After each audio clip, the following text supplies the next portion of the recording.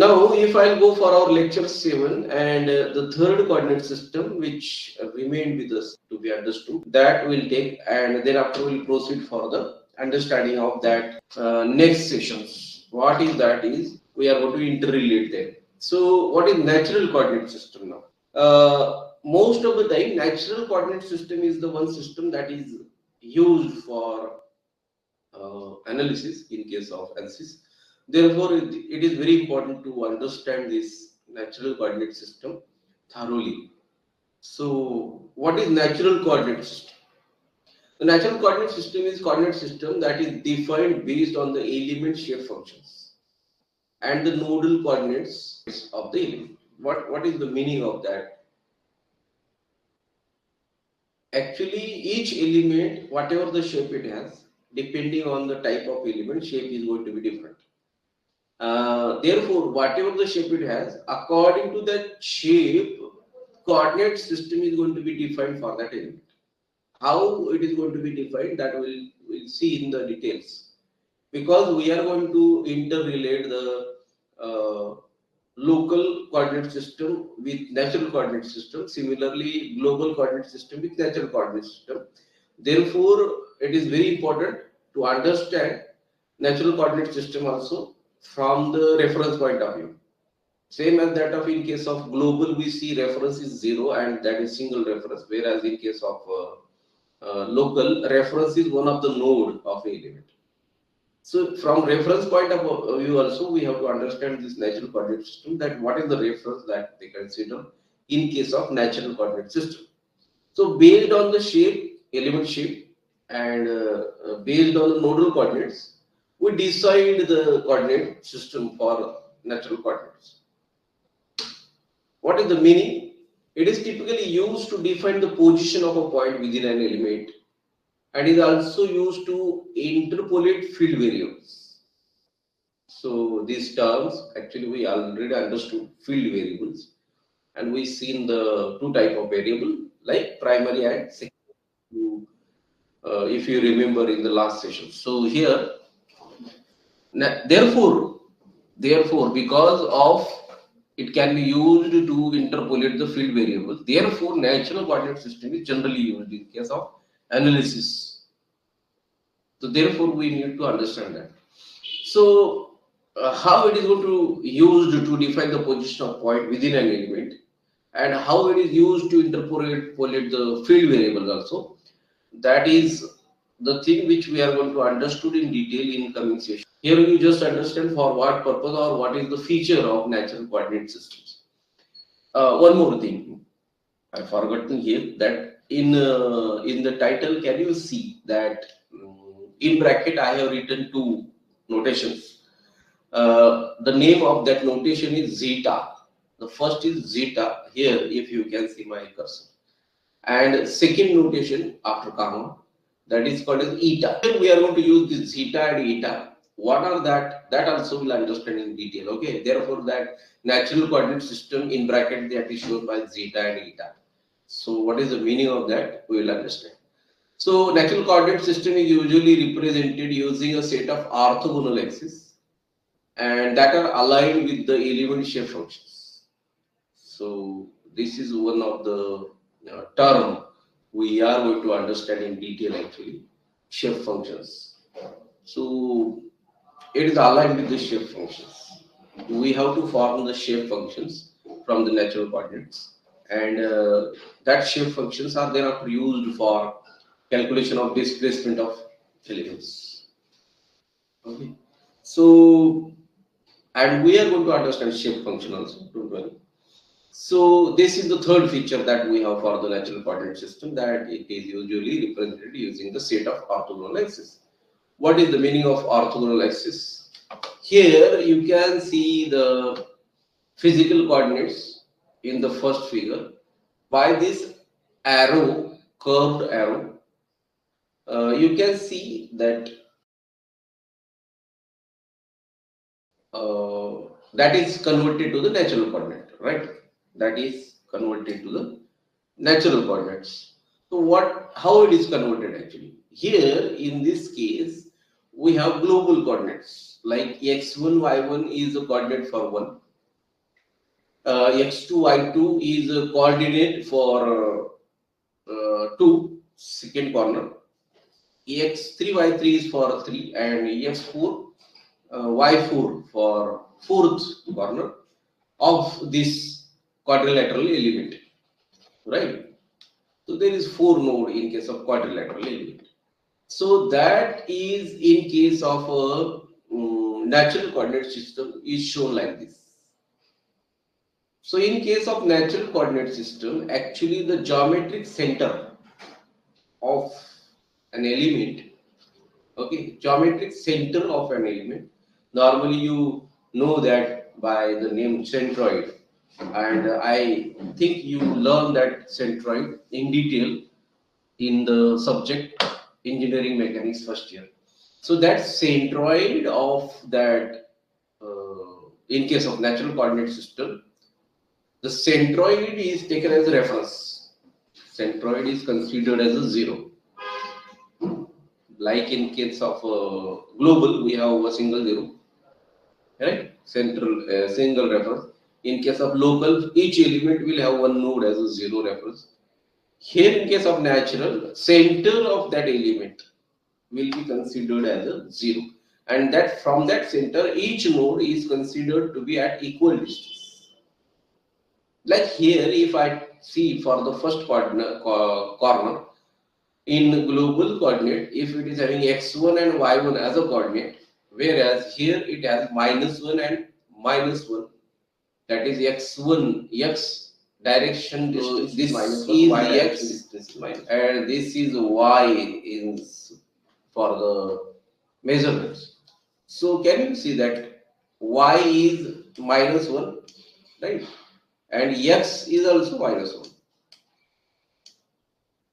one corner. Whereas second, x is +1. Can you see? This is x plus from reference in plus direction. Whereas y is minus because it is in the downward. If we go for 3, it is plus 1 plus 2. This must be plus actually. This must be plus. So plus 1. X is plus, y is plus. Where in case of 4, you can see x is minus, but y is plus. Now I am going to show that what is the use of this zeta and eta. In the second slide, you can see here, it permits the specification of a point within the element by a set of dimensionless number. Here, whatever 1, -1, +1, whatever I am showing, it is dimensionless. Right. So, what is zeta's role there? Can you see one more highlighted statement here, that dimensionless number whose magnitude never exceeds unity. So here you can see this is two node, right? Two node element first. This is quadrilateral 4 node element. So you can see in one direction zeta is shown here, and y is represented by eta. Okay, so here what is -1 you can see is, it is one value is zeta value, other value is eta value. So this zeta actually or eta actually are the unit vectors in x and y direction for the calculation of nodal coordinates in case of natural coordinate system. These are the units that can be used. Like here, if you see for this case, two nodes, the center is going to be considered as zeta is equal to 0, because here we just have zeta direction coordinates only, therefore only zeta is used here. So can you see from the center up to the extreme node, we have +1 value of zeta, whereas from the center to the extreme another node, one node, we have zeta is equal to -1. This minus and plus are actually representing the direction of zeta. Otherwise, the total magnitude from 1 to 2 is 1, or from 2 to 3 is 1. From center to node is 1. So whatever the dimension that element has, whatever the dimension you have taken for your consideration, whatever the size of element, this one will be the value for extreme node from the center. And in accordance with that values, all other calculations are going to be done. So this is about natural coordinate system. So in natural coordinate system, we have extreme node as a 1 zeta. If it is in the zeta, that is horizontal direction. If it is in vertical direction, definitely it is going to be in y direction, and that y direction we are considering here as a eta, right? So that will be eta is equal to 1, eta is equal to 0, and eta is equal to minus 1. Here, if I consider, so here you can see that eta plus 1, eta plus 1, here eta minus 1, and eta minus 1. Whereas the first value here is zeta. So in this way, we are going to use minus 1 and plus 1 value for zeta in case of natural coordinate system.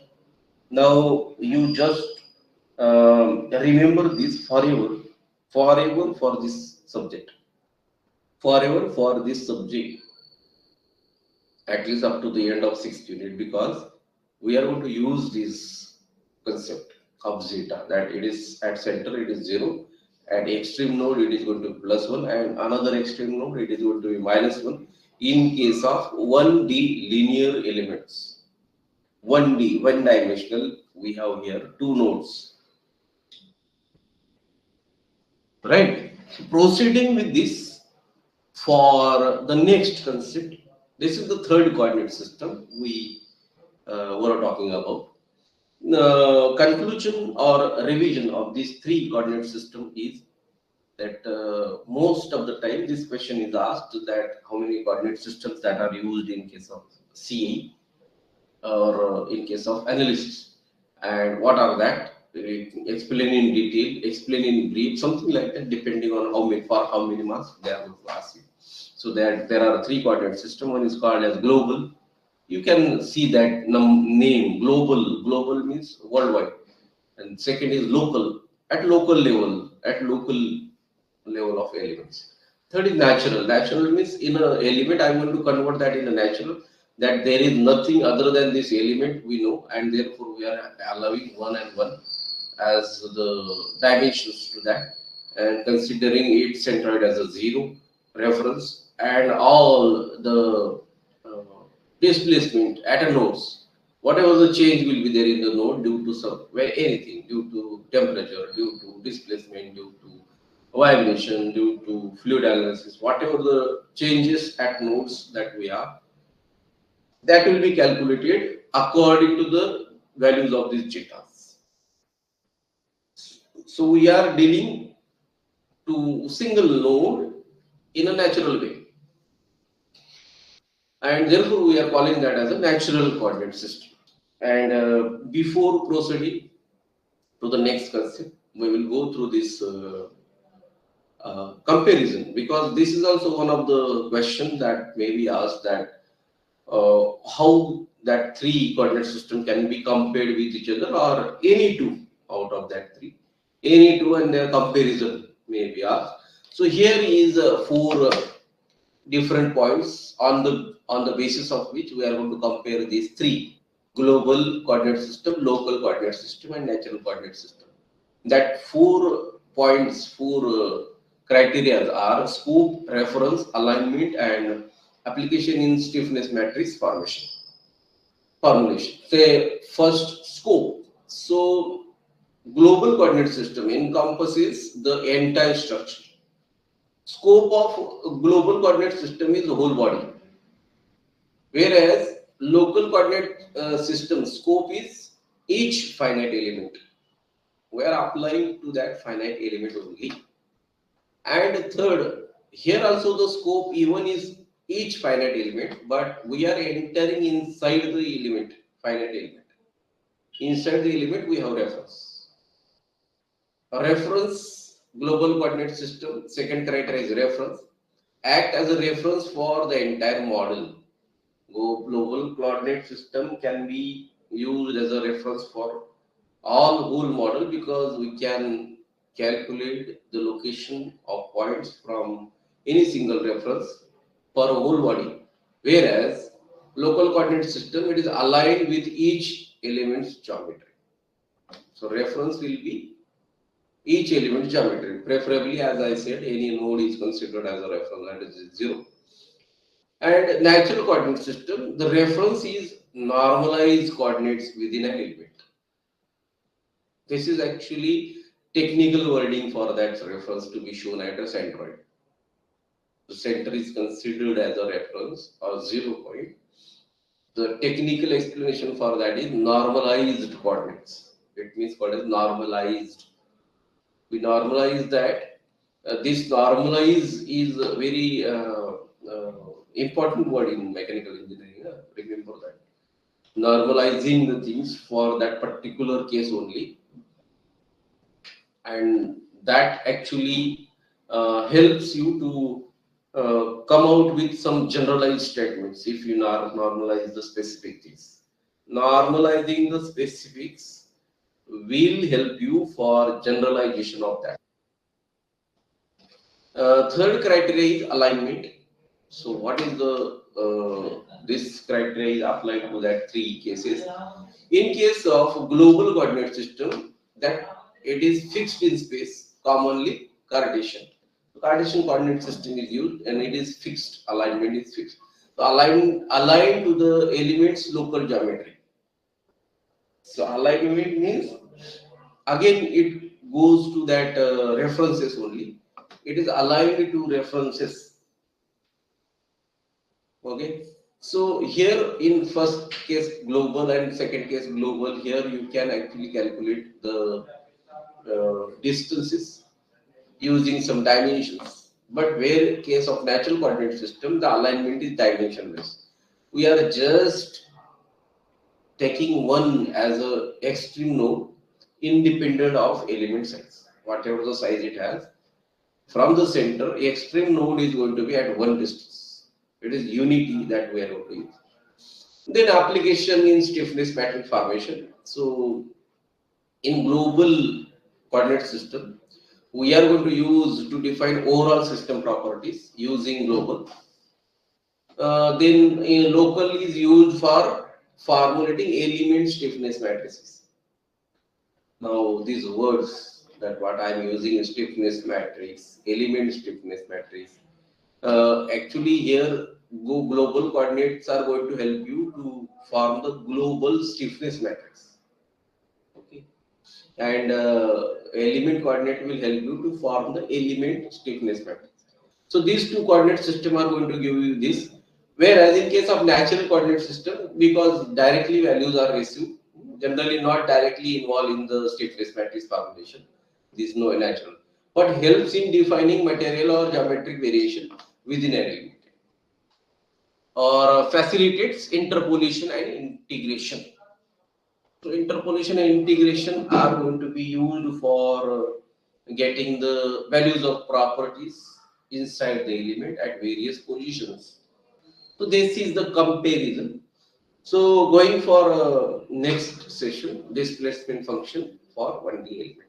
What is displacement function? So generalize polynomial displacement function for 1D element. Actually, displacement function is this. Actually, subject is somewhat mathematically what we can say. Mathematical concepts are more included in this because for getting the values as output after analysis, in any case, whether it is structural analysis, whether it is modal analysis, whether it is thermal analysis, whether it is computational fluid dynamics, in any case, whatever the outcome you are getting in the analysis, that is calculated using some mathematical formulas, mathematical equations in the program. You are just clicking on computer, you are getting the output. After the click, what is the process that is going on in the computer? What are the methodology it is using? What is the steps it is following? What are the mathematical equations that is using? That all is this subject. Therefore, you will find it is very nearer to the mathematical concepts. Here also I am going to use some generalized polynomial for explaining the displacement function. Some series are used for understanding this. I don't know whether you have learned that series in detail or from the conceptual point of view or not. Taylor's series, Taylor's series, like that. So this is the equation actually we are going to use as a generalized polynomial displacement function. What is that is? U is representing the displacement of any node, whereas A0, A1, A2, A3 and so on up to AN, these are the constants we are going to come across. And this x, then x square, then x cube and up to xn, these actually are the variable of the field, a parameter which is going to vary, and we are going to calculate that parameter or use that parameter for calculation of the displacement. Simple. So we are using this mathematical polynomial series for generalized polynomial displacement. Now, depending on the element used, this equation is going to vary. How? Let us see. More the number of terms used in polynomial, like this here, we have used up to an xn terms. More the number of terms used in polynomial, the solution converges to exact solution. More the number of terms in the series, more the number of terms in the series if you use, the solution converge to exact solution. This converge word is very important because we are going to go to the details of convergence of solution actually in the coming session. So converge to exact solution means the outcome of that analysis is going to be very nearer to the exact, very nearer to the actual, when more number of terms used. However, more number of terms used in polynomial analysis becomes more complicated. One is it is going to be more complicated, but more than that, the computational time is going to be more in such cases. Computer take more time. So anyway, so if I go for displacement function for two nodes, 1D element, simple element, then the polynomial function will have two terms only, first two terms. That is A0, A1x. That's it. So this equation is very easy to solve, right? So I'll show you the node and its displacement for this case. I'm showing here, if you can see my cursor, this is the node that I'm showing. What we are calling it as two node linear 1D element, one dimensional element only, right? And here the black spots that you can see at the ends, I'm considering that as a nodes, two ends of an element, right? Now I want to give name to that elements. One is 1, other is 2. Now I want to assign the coordinates to this node. Therefore, I have to consider the directions for its displacement, right? So let us take this is x direction along the node. You can see here, and y direction perpendicular to it, perpendicular to the previous direction. Suppose due to some forces acting on this element, due to some temperature change in the element, due to some fluid property changed in this element, this 1 and 2 node and this element get displaced from its position. It will get displaced from position. Displacement here, displacement of element here doesn't mean that displacement of actual node. The displacement may be representing actual displacement, may be representing temperature change, change in temperature of node 1 and node 2. It may be representing the change in the frequencies 1 and 2. It may be representing the change in the velocity of flow 1 and 2. It may be representing the change in the flow at 1 and 2. Anything. Whatever I am talking here as a displacement is nothing but change in parameters, change in properties. So this displacement only then after we convert into that property by some formula and all. So this one node is get displaced like this. Can you see? I am showing the second position after displacement. Okay. So 1 and 2 get displaced like this. 1 is get displaced to this position like this here. Whereas 2 is get displaced here to the second position. Right? Now you can see that 1 which is get displaced here, I am going to show that by u1, small u1, suffix 1 will be there. Okay, this displacement, node 1. Whereas the node 2 is get displaced by u2 value. This u1 and u2, this u1 is calculated from such equation. There will be one equation for u1, another equation for u2. This u1 and u2 is actually displacement function of node 1 and node 2. Okay. And because these are the displacements of the nodes, therefore this u1, u2 is nothing but nodal unknowns, which we learned in the last session. This u1, u2 are nodal unknowns.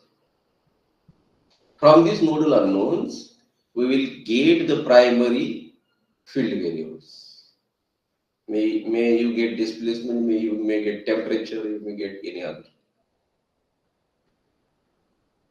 And from the primary field variable, we can calculate the secondary field variable, which we want to be calculated. So in this way, we are going to move. So I shown this for 1D element. I need 2 nodes and 2 nodes. We will see that for 3 nodes also, 1D element. And then after we will go for a relation of coordinate system with each other, because this understanding is important for relating the coordinate system with each other.